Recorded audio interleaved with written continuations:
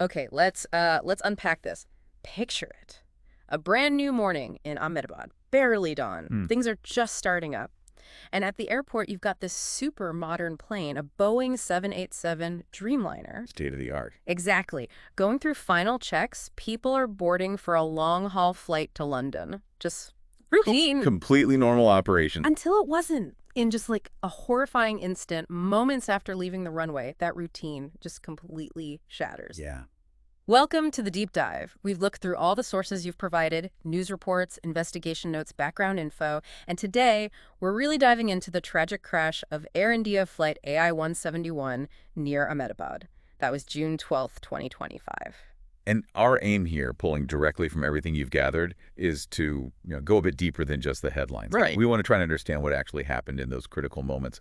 Put it all in context, look at the immediate aftermath, and see what the early investigation findings are suggesting.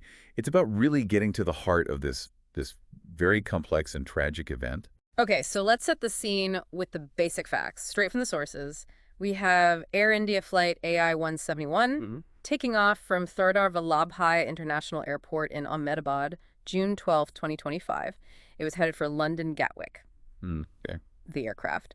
A Boeing 787-8 Dreamliner, its registration was VTANH, and the crash site, devastatingly, it was near the BJ Medical College Boys Hostel in Meghaninagar, Ahmedabad, right in a residential area. And the human cost that the sources lay out, it's just immense. On the plane itself, 241 people lost their lives. That's everyone on board. Everyone. 230 passengers, all 11 crew members. Huh?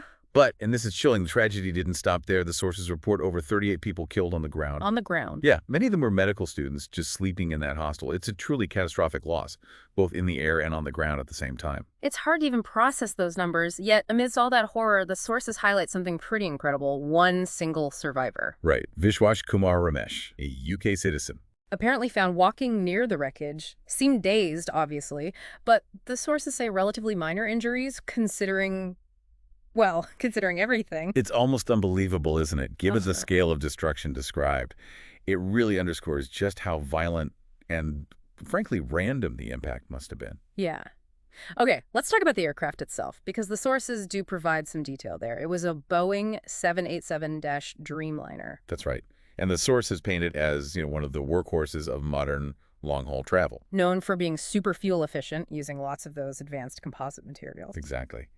And this specific plane, VTANH, wasn't brand new, but fairly young. It joined Air India's fleet back in 2015, according to the info. Okay, but here's something that jumps out from the sources. Its recent maintenance. Yes, that's definitely a focus. The sources state it went through major engine servicing in early 2024, so roughly a year and a half before the crash. And maybe more pointedly, the sources also flagged that on two earlier flights, not long before this one, VTANH had reported minor engine sensor alerts. Minor alerts. The sources say they were resolved, though. They do say resolved, but you can bet investigators are digging into exactly what those alerts were, what was done, how thoroughly it was checked, especially in light of the major servicing earlier. Right, because even if they are logged as minor and fixed, Yeah, you have to ask if they were maybe early signs of something bigger. precisely. That's the question the sources implicitly raise.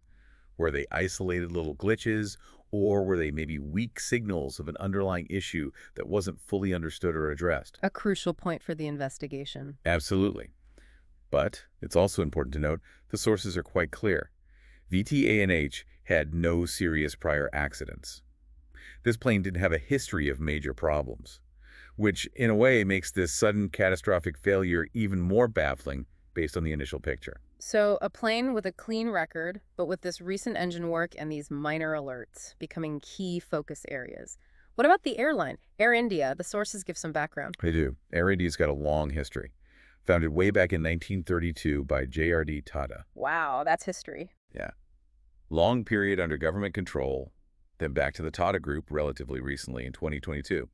They operate a big fleet, over 130 planes. And importantly, for this story, their experience with the Dreamliner. Significant, actually. The sources point out Air India was the first Indian carrier to operate the Boeing 787. They got their first ones in 2012. So over a decade of flying this specific aircraft type. Exactly. They know the plane well. And what about their safety record overall? The sources mention the last major fatal accident was an Air India Express flight in 2020. That's right, Flight 1344. There was a runway overshoot during landing, a different kind of incident.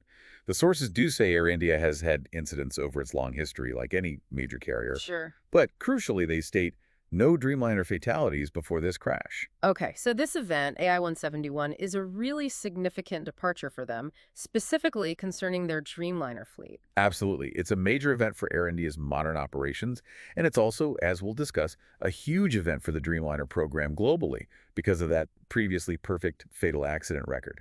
Right. Okay, let's trace the timeline leading up to the crash, using the details from the sources. Passengers board in Ahmedabad. Standard procedures.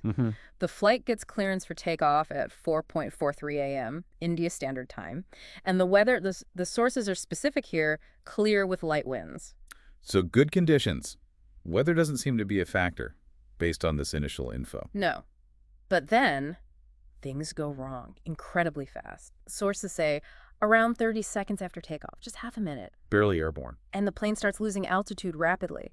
Uncontrolled. Yeah. ATC, air traffic control, they noted an immediate loss of radio contact. And on radar, they saw its altitude just dropping like a stone. The figure mentioned is from 625 feet. 625 feet? That's incredibly low. Terribly low. And eyewitness accounts cited in the sources.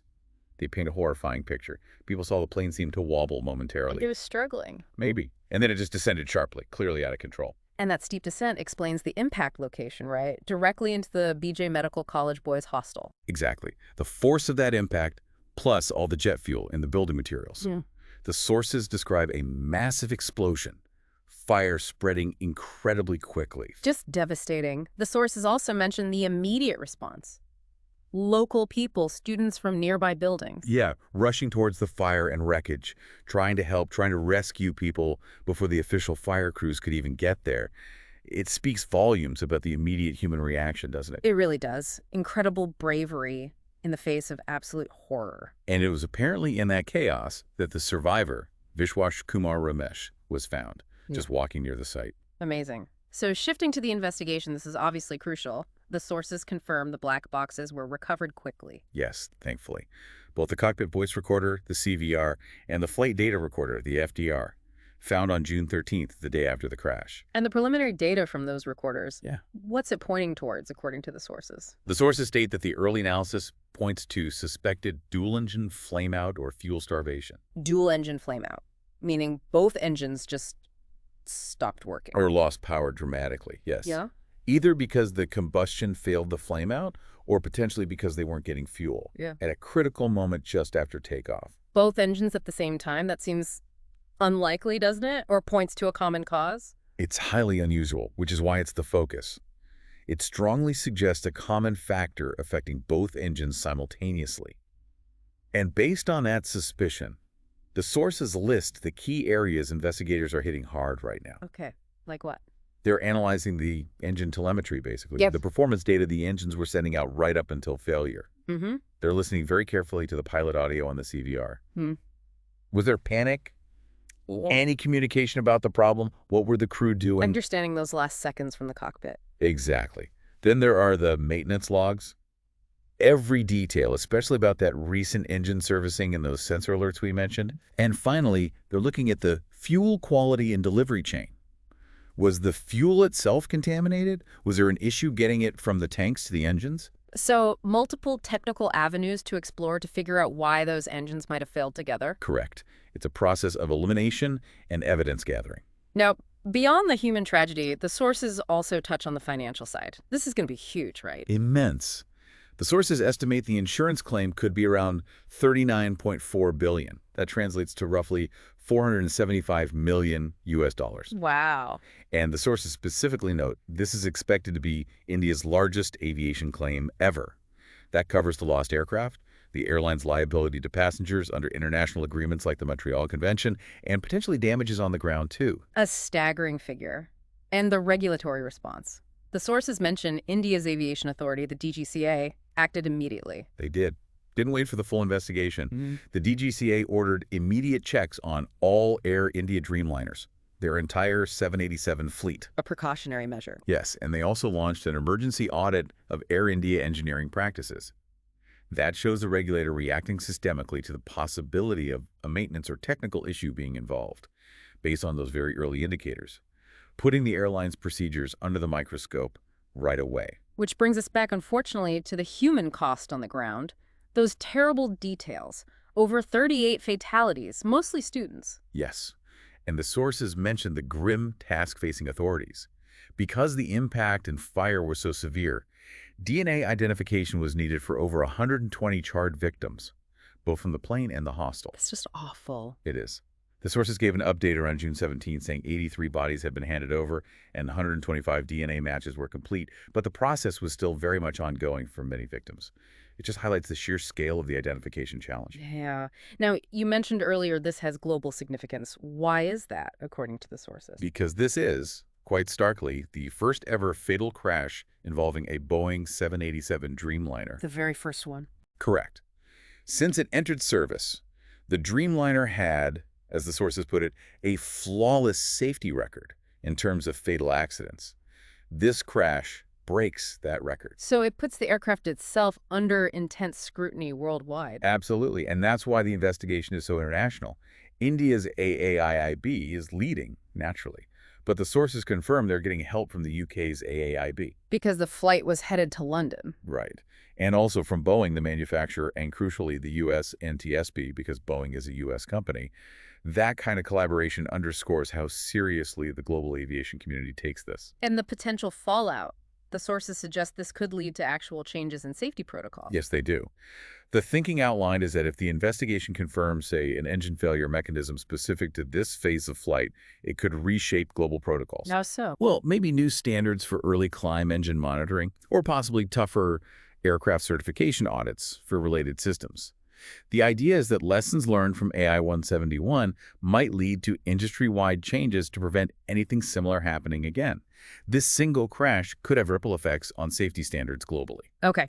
And just for context, the sources did briefly list some of Air India's other major past crashes, AI-855 and 78, the terrible bombing of AI-182 and 85, that Air India Express overshoot in 2020. Right, and the sources include those to show the range of things a long-standing airline can face: pilot error, terrorism, landing incidents. But this one feels different. It does. The sources position AI-171 as distinct because it involves this modern aircraft type, clear weather, and the suspected catastrophic technical failure just after takeoff. It presents a unique set of questions compared to those other tragic events mentioned. Okay, so let's try to pull the key takeaways together from this deep dive into the sources. We have Air India flight AI-171, a modern Boeing 787. It crashes seconds after takeoff in Ahmedabad on June 12, 2025. Weather was clear.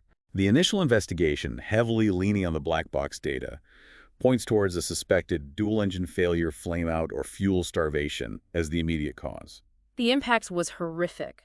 241 people on board killed, plus over 38 on the ground when it hit that medical college hostel. Financially, it's a massive blow, potentially India's largest aviation claim.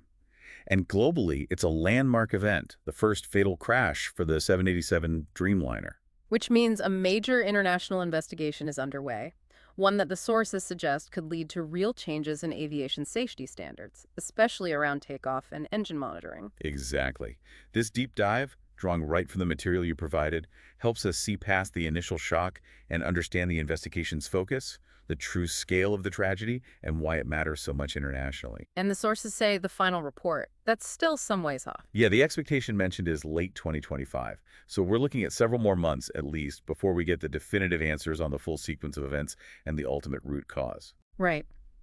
Which leaves us with a final thought, something to consider, pulling from what the sources suggest might happen next. Think about the potential ripple effects. The sources talk about lawsuits Air India might face, certainly increased scrutiny on maintenance, maybe even on the regulator's oversight role, but also that possibility of new standards for takeoff safety protocols emerging from this. It really makes you think, doesn't it? Yeah. How could this one catastrophic failure happening just seconds after liftoff potentially change fundamental aspects of how planes are maintained, checked, maybe even designed or flown, all in the name of preventing it from ever happening again? It's a sobering reminder that aviation safety is often advanced by painstakingly learning from tragedy.